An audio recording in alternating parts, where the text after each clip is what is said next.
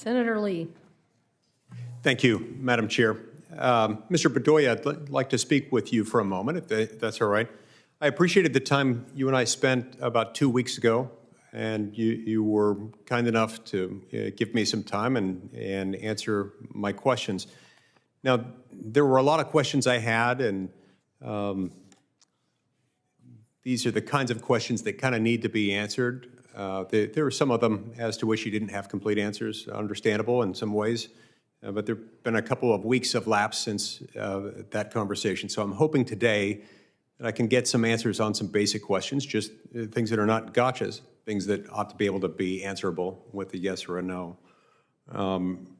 So I'd appreciate it if you can give me a yes or a no answer in response to each one of these, because they're necessary. First of all, can you commit that if you're confirmed, you'll be committed to enforcing the consumer welfare standard under precedent as it now stands?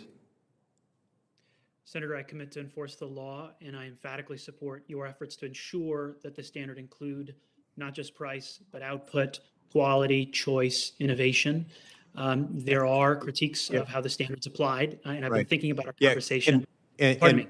And Mr. Bedoya, I just encourage you, I need a yes or a no answer here, and then you can supplement afterwards with any supplemental information.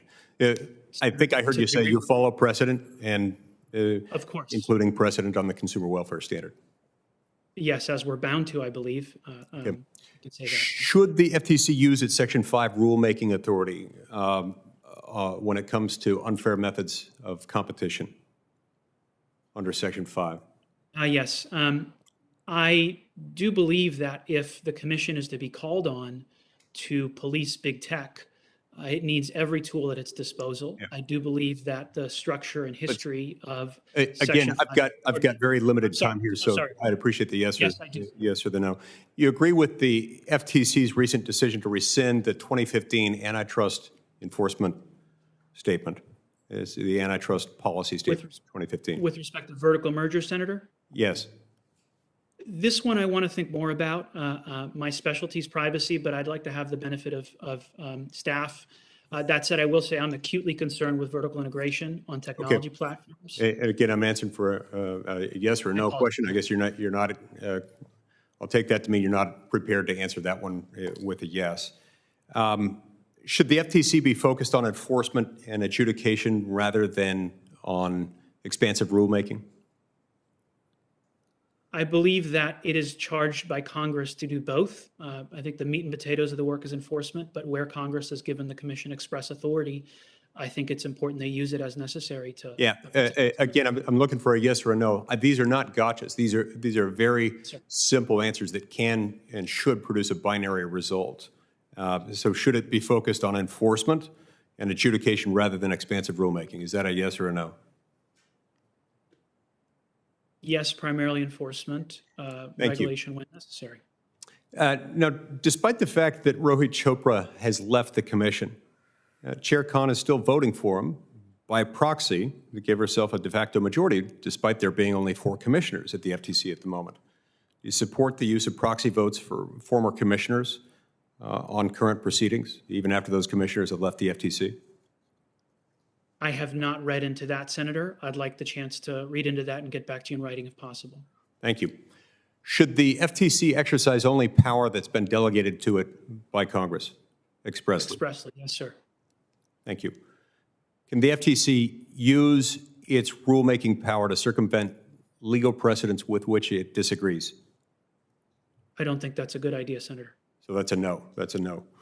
Yes, the FTC recently voted with a vote of 3-2 to eliminate procedural rules related to Section 18 of Magnuson-Moss with regard to rulemaking authority. Do you support this decision?